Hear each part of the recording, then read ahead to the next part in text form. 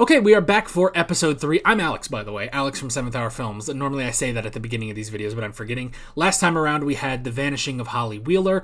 And, this is my, once again, I'm filming all of these as different episodes, as different segments, by the way. That this was originally supposed to be one giant 4-hour video of all of Stranger Things, but that didn't work out, so instead, I'm just doing this little intro because I did not film intros between all these episodes as I now split them back into 8 videos. So we should move on now to episode 3, the Turnbow Trap, in which I talk about Sega Genesis games for a while. So let's get going.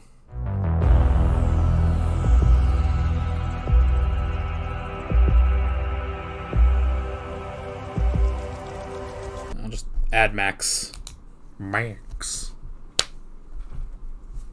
well, discussion. Alright. Why are these episodes so long? Like, now that I'm looking at everything, I'm just like, man, these do not need to be like hour-long episodes. Like, you could cut these down like a good portion. I should point out that since the last episode, it's been like a month. It is now January when I'm watching this, and all the discourse has gone on online about this show. So, yeah. Yeah.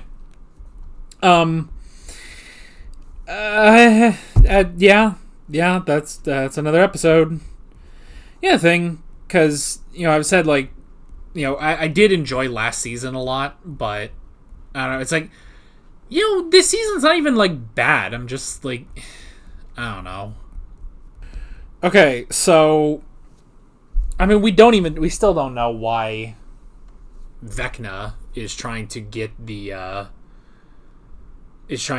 why is he taking kids specifically? Like, why is he saving them? Why is he saving kids? Was it that he originally saved Max? And then, he did, like, that's what happened with Max, but, Max is smart and knows what's going on, so she's just been able to exist. She ran from Henry. I don't know. Like, are we still in the Upside Down? We must be. But the difference is, so I'm assuming this is Max's spirit. I mean, in the same way that I guess Vecna's spirit is Henry, So, they are both spirits. Holly, though, must be regular. She must, I mean, that is her physical body, but, like, where are we? Like, this isn't, I mean, I guess it could be the Upside Down. Maybe it's another thing? I don't know. Why save Derek? I don't know. And seriously, there's no way his parents bought him a Galaga machine. Like, I understand their parents are clearly rich. They have this entire wine cellar, this giant nice house and stuff like that. It's very clear that they are well-to-do. Even still, I don't think they would have bought him a Galaga machine. Like, how much in, what is this, 1987? How much would a Galaga machine cost in 1987? Let me see.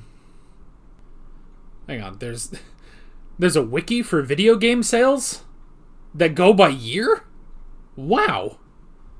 Oh my god. That's crazy. They have all of this. Okay.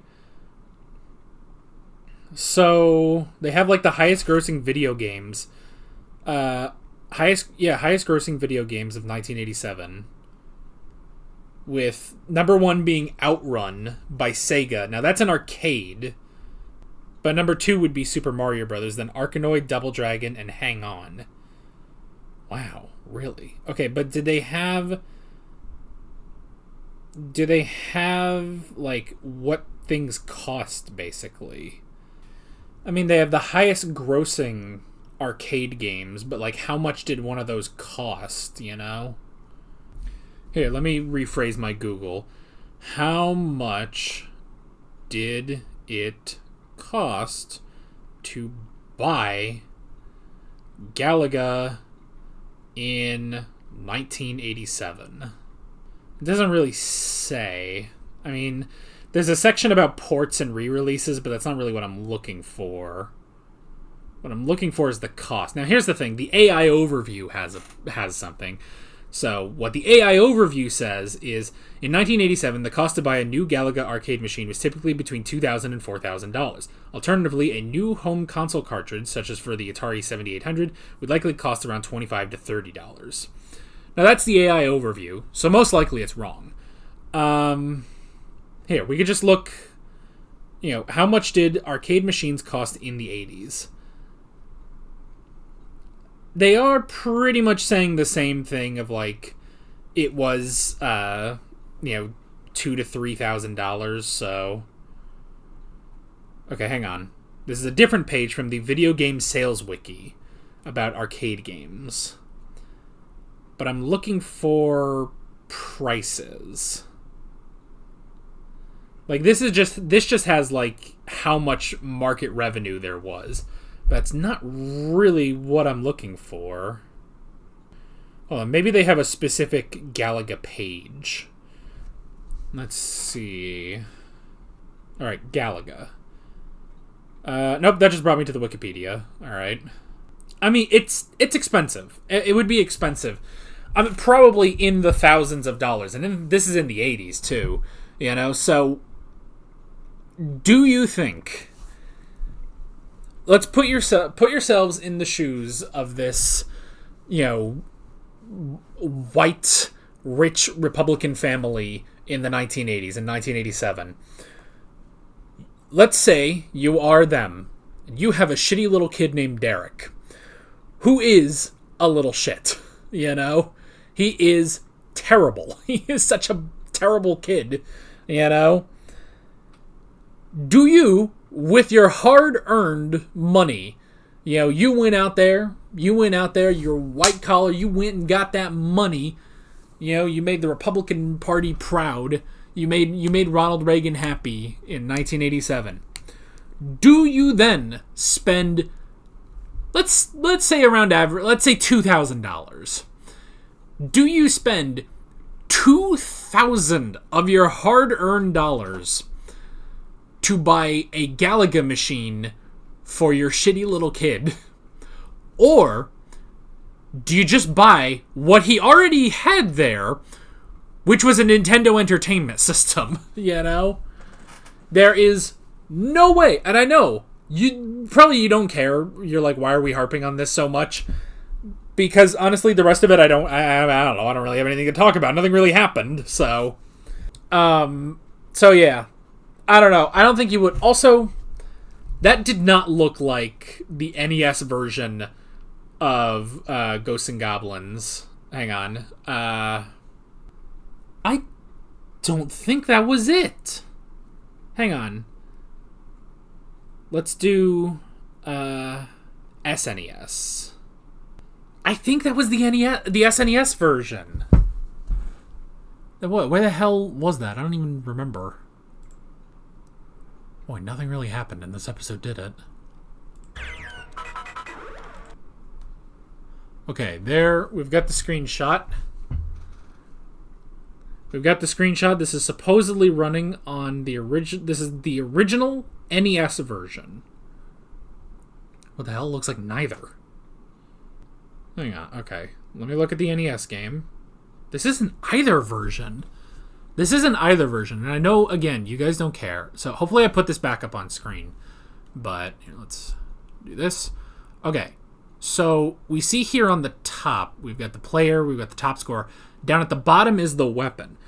But that doesn't line up with the screenshots that I see here for the NES version.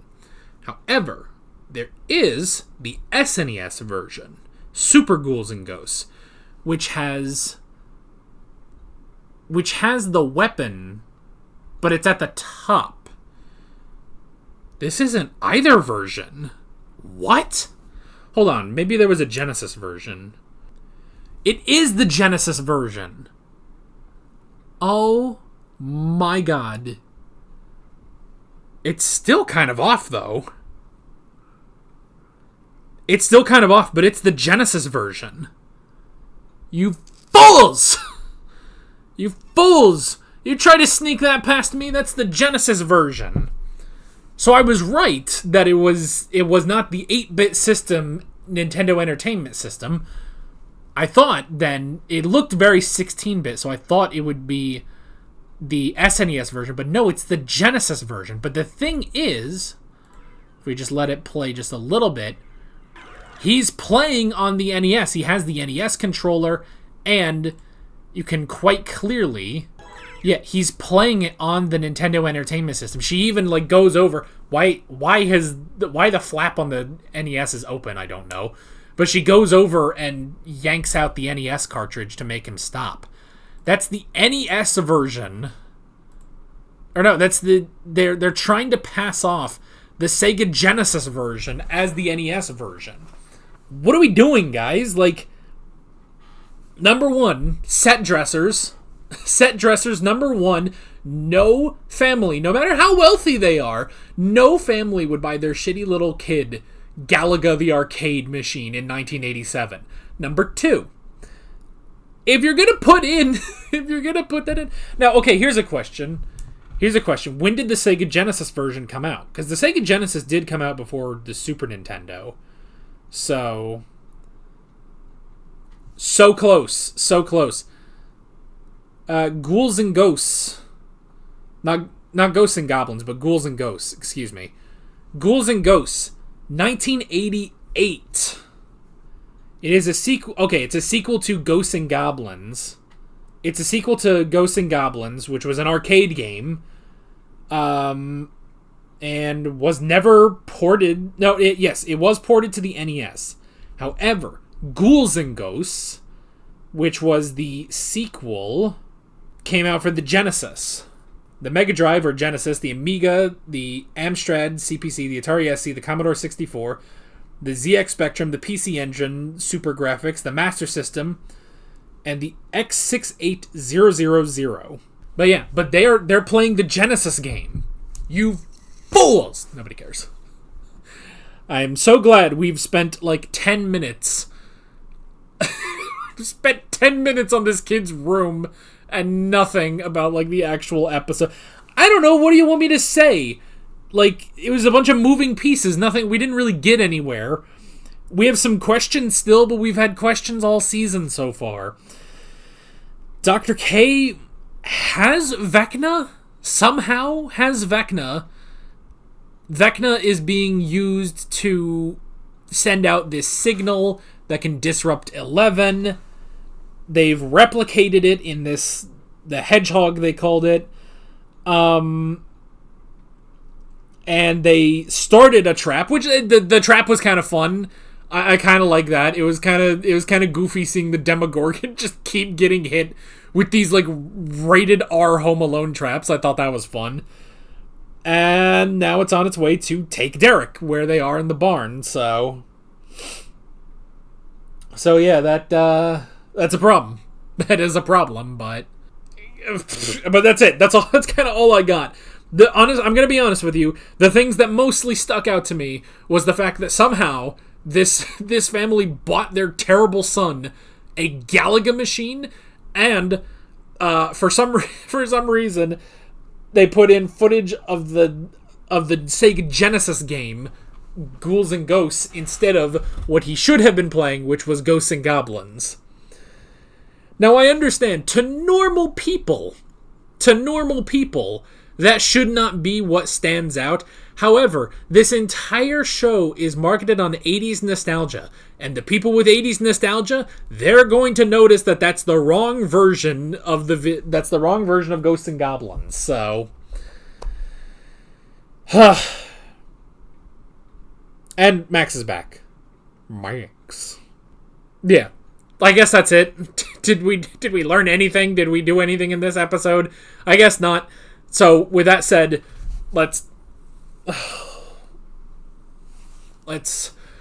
move right along to the next episode.